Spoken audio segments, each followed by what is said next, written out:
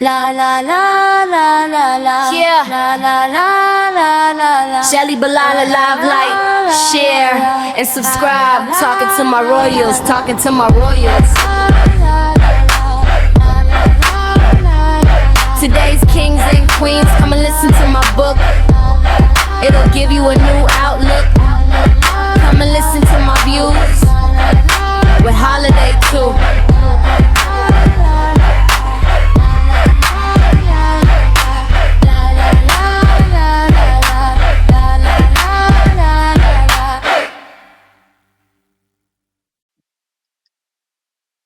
Hey everybody, this is Shelley, Balara Live, coming to you to read chapter 7 of Onyx Love.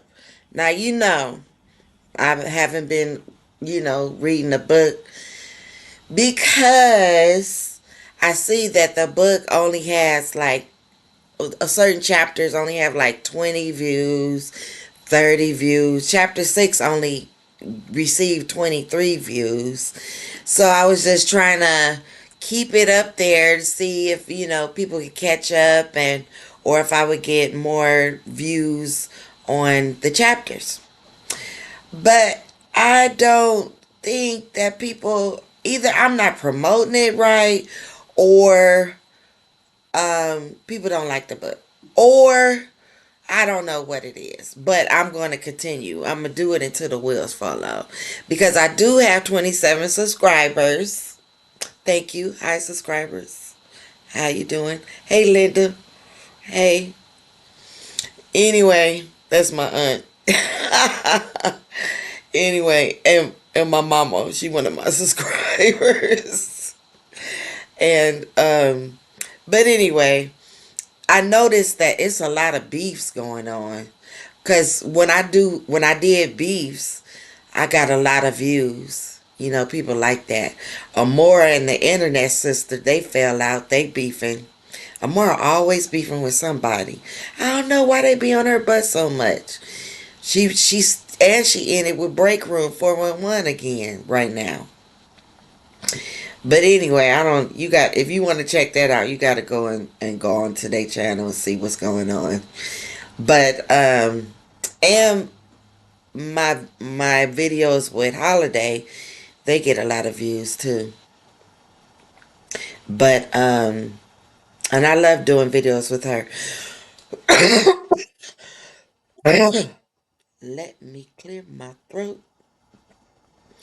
I know y'all remember that song. Let me get some water. Every time I start running my mouth.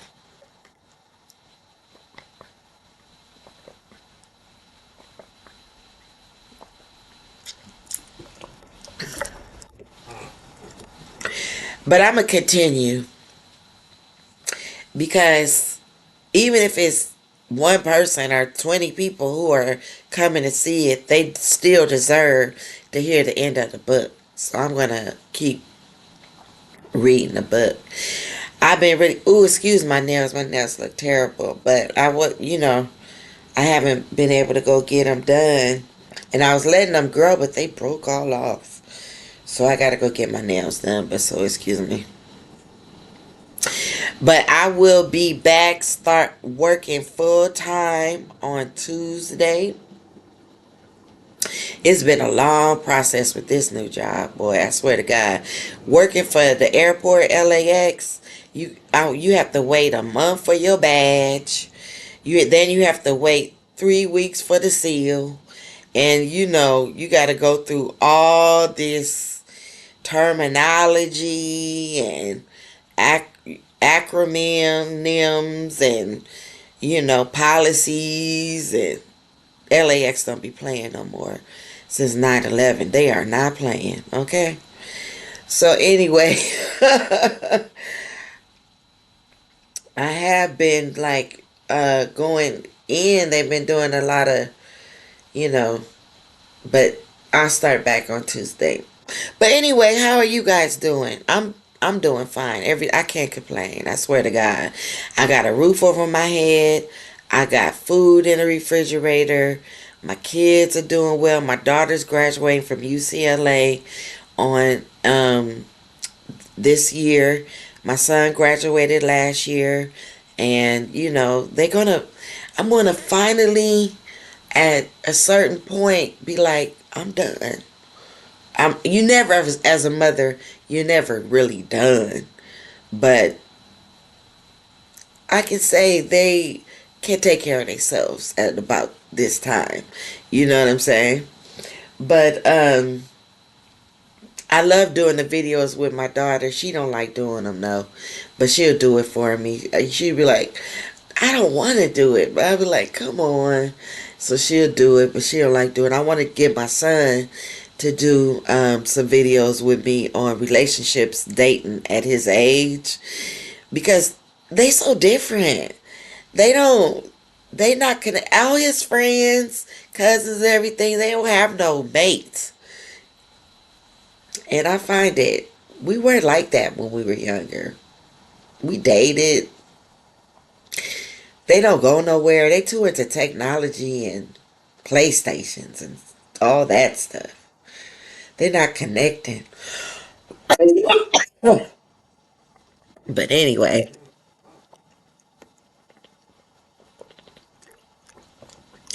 Memorial Day is Monday. What y'all cooking?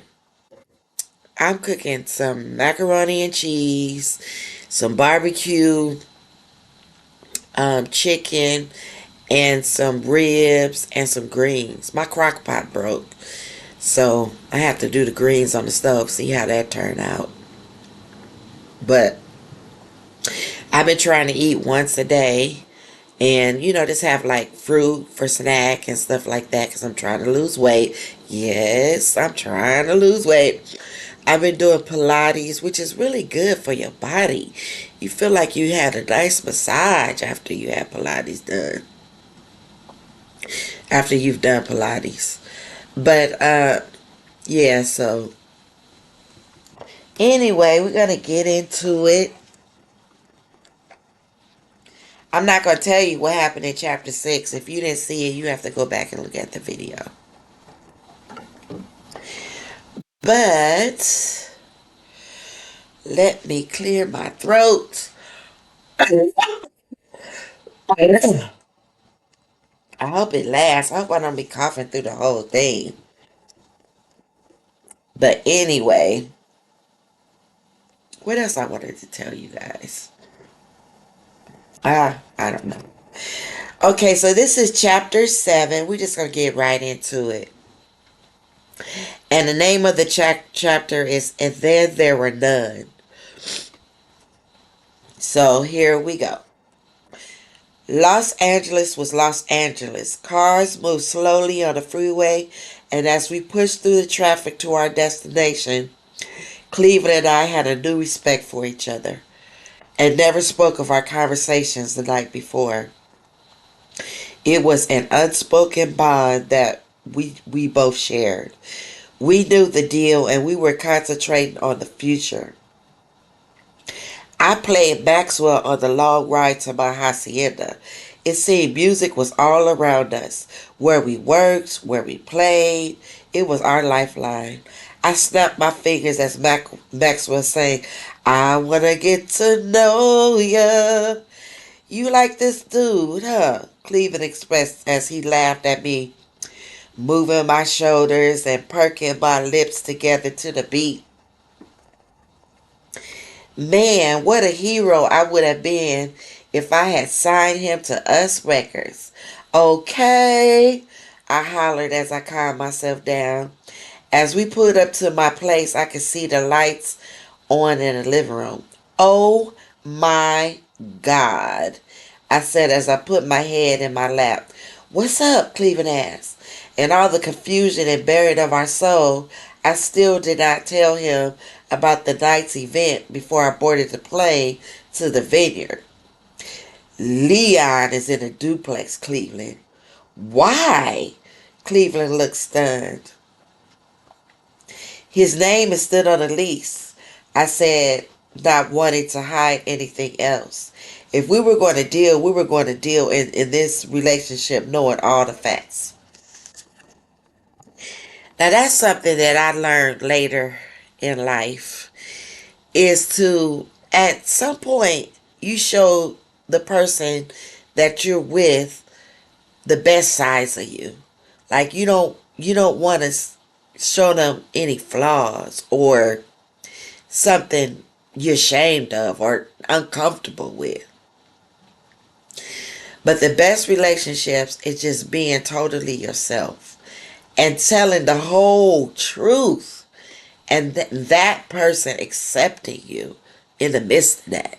That's the best relationships. But anyway, okay, so we get back to that.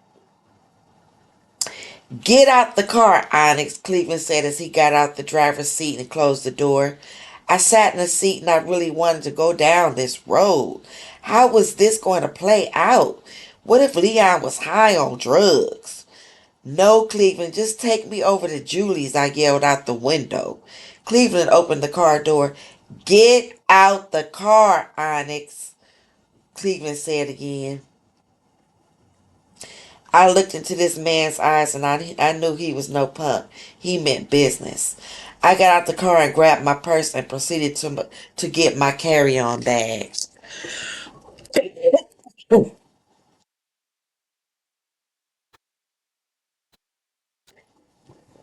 Excuse me, this at the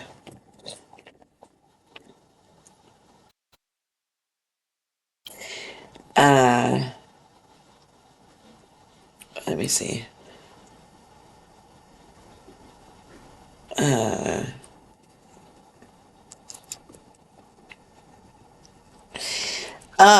Leave that in the car, Cleveland barked. He didn't want her to take her stuff out the car. I did not know what Cleveland had in mind, but I was too nervous to ask. Cleveland walked up the stairs and I followed with my keys in hand to open the door. Before I could grab the latch, the door opened. Okay, I was no longer in New Jack City. Shakespeare was resurrected. I was now in Othello. I saw hate and disdain in Leon's eyes as he stared through me with rays of metal that could kill me with the sharpest blade. I just wanted to inform you that Onyx will no longer be sharing the rent on this duplex. As of today, she is moving. We just came to get the rest of her things, Cleveland said as he stood firm and tall, looking directly in Cleveland's eyes. Onyx, give Leon your keys.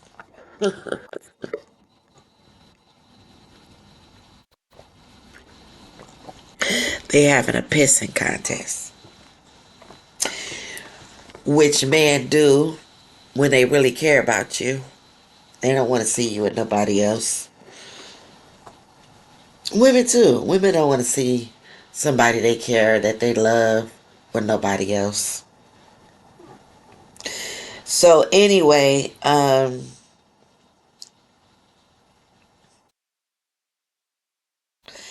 Onyx, give Leon your keys.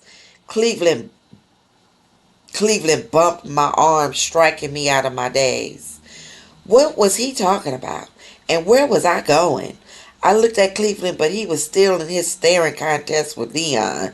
I didn't want to question him in front of Leon, trying to keep the united front.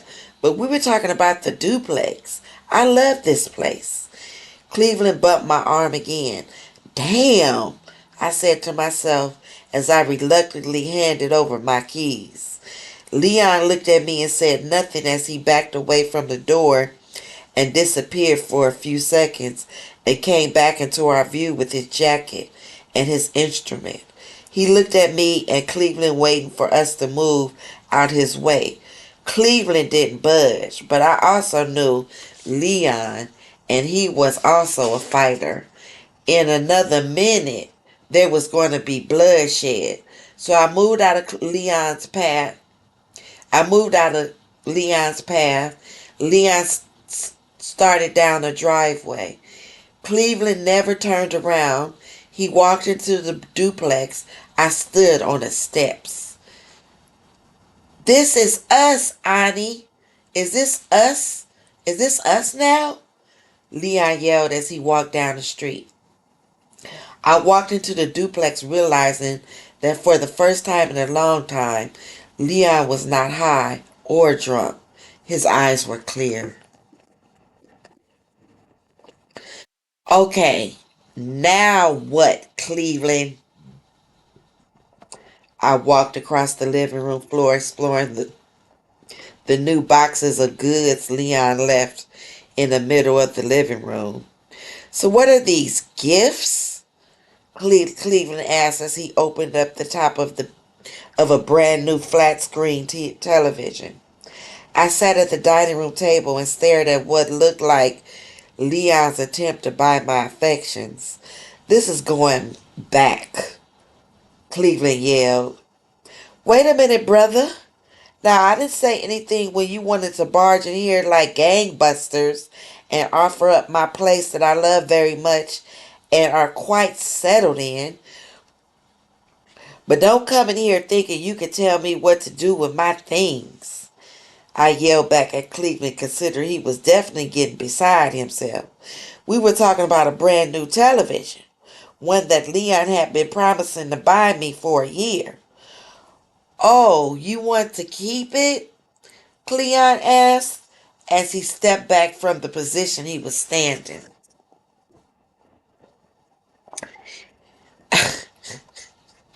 Men are so funny. Anywho, whether I keep a gift that was given to me or not, frankly, is none of your business. We are not married, I said as I attempted to take my jacket off that I was now tangled in. Oh, so you are that easy. Cleveland looked at me and uttered words that he must have said without thinking. Let me tell you something. Now you know you're about to get it when a woman say, let me tell you something. Let me tell you something. You know she ain't playing when she say that. Let me tell you something. I deserve this television and more from this man. Who do you think you are to come in the end of something that you hardly know anything about and try to regulate my emotions? I could feel my heart rate starting to go up.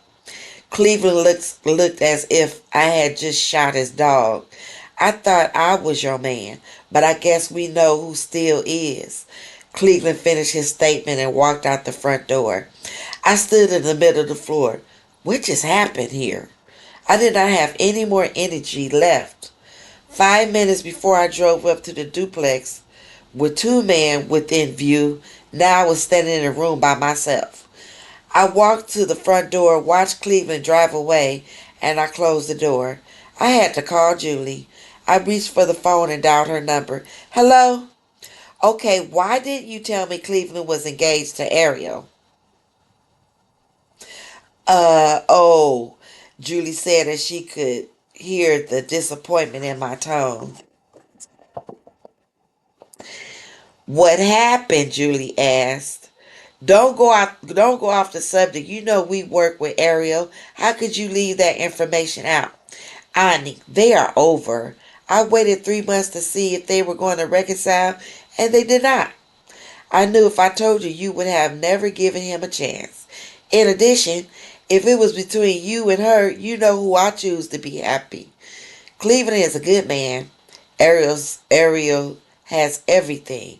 She can't get any man. She could get any man she likes. Oh, and I can't. I responded to Julie, annoyed. Annie, you know what I mean. Ariel is not your friend. I thought about what Julie said, and she was right. I was 38 years old, never been married, and no children. Time was ticking. I was not a young girl anymore. The music industry kept me fresh and young, but at a certain point, I had to realize it was my time to take my life to the next level. I told Julie about the weekend at Martha's Vineyard and what transpired between Leon and Stephanie the night before my departure. Onyx, I didn't want to tell you, but Leon came to see me yesterday. Why? I asked, very concerned. Julie gave me a big sigh. He said he wanted to make some changes in his management. He wanted a separate tour bus from the rest of the band. He said he does not want to party anymore. He just wants to concentrate on his craft. I guess I've been locked in a closet. I guess being locked in a closet would do that to a brother. At least one with some sense. He said all his life he waited for this opportunity to get paid to do what he loved, and he was messing it up. Really? I said as I sat down on the floor. Well, why did he come to you? I am in charge of A&R. You know why, Annie. He was ashamed. And he also told me he wanted to prove to you that he made a big mistake. He made a mistake? Yes, in leaving you, Julie explained. I stayed quiet, soaking in all the information Julie was saying. Now, you know what? This is what happens. You break up with somebody, and then you find you hurt, and you try to go on with your life, and you find somebody new, and then the other one comes sniffing around back. Why? Why? Do they want something they can't have? I don't get it. So anyway, Onyx, I think he's sincere, Julie said. I knew she meant it because she did not want me to be with Leon at all. She was my friend and she was laying all the facts on the line, hoping I would make the right decision. Julie did not know that the decision had already been made. All right, Julie, I will see you tomorrow at work. I have to go. I hung the phone gently on the receiver. I walked around the duplex putting things that were out of their place in perfect order. I did not want anything messy. This was the only thing I could control when my emotions were so out of control. Who did Leon think he was? He could try and manipulate me by crying alligator tears to my friends. Huh. So funny. Coming over to the duplex dropping off gifts, I was tired, but it was something I had to do before I took a shower and hit the hay. I picked the phone up and dialed a number that I should have called sooner than now. Cleveland, I am so sorry, baby. Can we please talk? Cleveland and I discussed more of our expectations for each other, what we needed, our fears, our future. We wanted the same things. It was a match made in heaven. I asked Cleveland where did he expect me to live if Leon decided not to leave the duplex tonight. Cleveland replied, with me. I thought about he and I living together, and that was not a road I was willing to go down again. I expressed to Cleveland that if I were ever going to share living quarters with another man, he had to be my husband. I laughed after I said this, but Cleveland stayed silent. I guess maybe that notion was still too far ahead. Was I joking? Cleveland and I raced the sun, but not in the manner that Leon and I were used to, but in deep searching and conversation. We finally hung up the phone and I lay on top of my covers, feeling secure in a relationship with someone who shared my same views and future desires. I was finally on the same page with a man and it felt great, as if I had a new direction and my searching was no longer. At this point, I did not care how many tears Leon shed. He was never going to enter my life, my heart, my mind, or my body ever again. She was serious.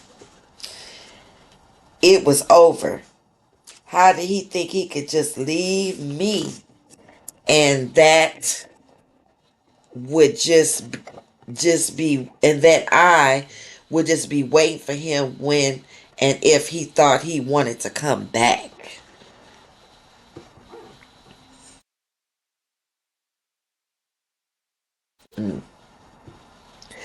Today was the day that any feeling I had for Leon would be pushed down, way down. Some more were in a basement never again to be found. The cobwebs and spiders would have to hover over those emotions looking for food and prey. I would not recognize them anymore. Cleveland and I knew that we had to cut all ties with Ariel and Leon if our relationship had a fighting chance. I agreed. Goodbye, Leon.